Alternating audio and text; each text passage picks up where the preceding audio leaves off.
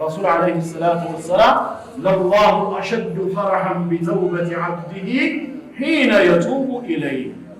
بارياو تتطتو ولقيتا الله منقر سيملس الله ببارياو توبت اجيك بطعم يدرسنا اجيك بطعم هذا يعلم نسوي لبولة توبت بمزاجات لوفقوا بين أمياتة ونقرنون نو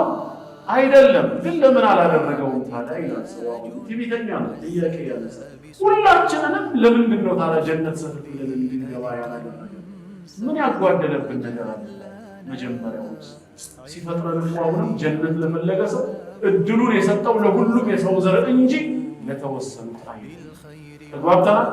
እነዛ ጀሃነም የሚገቡት በቅድመ ዕውቀቱ ላይ ይሄ እድል ተሰጥቷቸው እድሉን ባለመጠቀም ምክንያት በራሳቸው ሰበብ እሳት የሚሄዱ ናቸው ተብሎ ተነገረን እንጂ